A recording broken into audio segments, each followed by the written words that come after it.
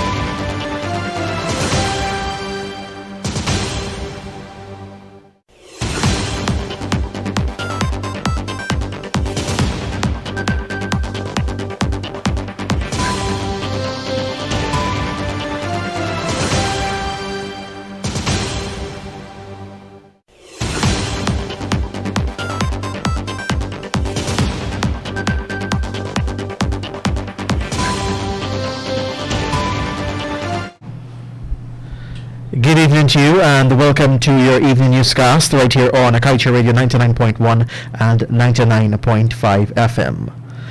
With your news at this time, my name is Joshua Van Slegman. Lack of knowledge and perhaps a heavy dose of gullibility are two of the main reasons why Trinidad and Tobago ended up losing billions of dollars in the oil and gas revenue over the last few decades. Expounding on this front during an exclusive interview, Trinidadian energy strategist Anthony Paul shared that his home country took for granted the importance of learning everything it should about the trading of gas and instead trusted oil companies to sell their gas resources in a transparent and honest manner. Paul shared that as a result of this, the oil companies were able to funnel $17 billion into the pockets of its shareholders. He said that this is money that the oil companies should have paid in taxes between 2010 and 2017. Had Trinidad been a prudent manager, the expert was keen to note that this money could have been collected and used to clear a significant part of Trinidad's national debt, which stood at $22 billion during that time. Meanwhile, consumer advocate Dexter George last week stated that despite millions of dollars being invested into GPL, blackouts continue to be a norm in the country. He said that the situation is such that consumers are not getting at least 90% efficiency out of the money being spent. George made that comment last Friday during a Public Utilities Commission webinar. George said that he is aware of the infrastructural works that are currently being done by GPL and even agreed that there will be a consistent distribution of power supplies to customers. However, he noted that despite the aforementioned, there should be a certain flow of electricity to consumers. The advocate further noted that very often GPL publishes notice on social media and in newspapers indicating that there would be daily scheduled outages for maintenance work and infrastructural upgrades.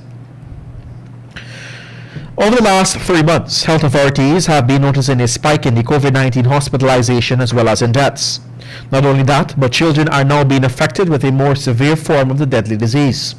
The Minister of Health, Dr. Frank Anthony, suggests that the reason for all of this is that health authorities assume the presence of all the COVID-19 variants in the country and that people are exposed to it.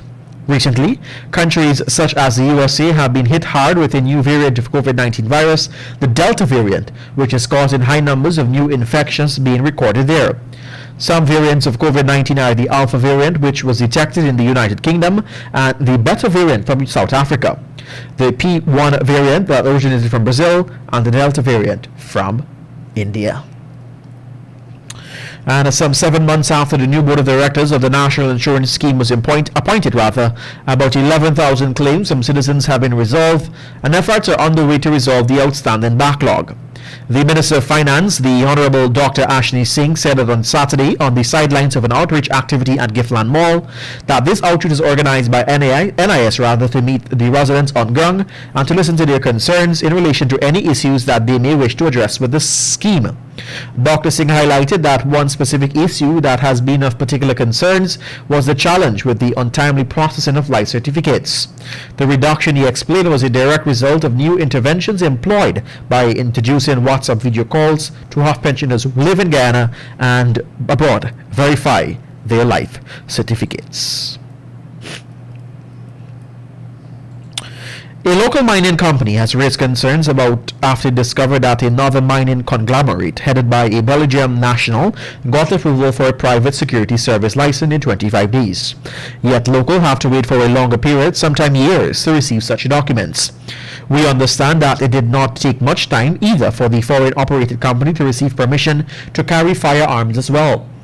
The representatives of the local company said that they were surprised when they heard of this because it took the Guyana Police Force more than a year to grant them approval. Permission for a private security service license is granted by the Commissioner of Police. According to Section 8 of the Private Security Services Act of 2009, the controlling authority, the Commissioner of Police, can grant or refuse to grant the license in 60 days. According to MARAD, ExxonMobil affiliate ESSO is set to undertake geotechnical and geophysical pipeline route surveys within the Guyana Exclusive Economic Zone along the Demerara River and off the Demerara coast. The survey area is approximately 12 nautical miles from the coast of Guyana and covers an area of 457.4 square nautical miles. This exercise is scheduled to conclude on October 15, 2021. The purpose of the survey is to inform the most ideal route for the proposed natural gas pipeline.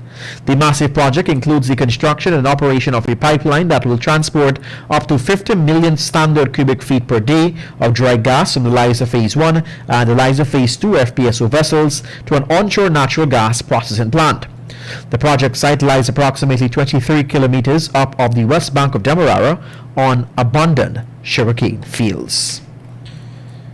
And with that, we've come to the end of your evening newscast. I am Joshua Van Sleckman. Thank you for joining us.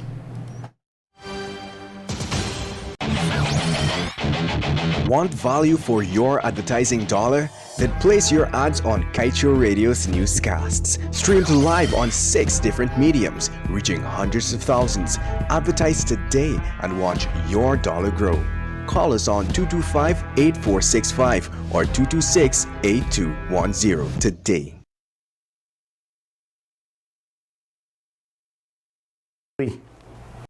Guyana, we are returning to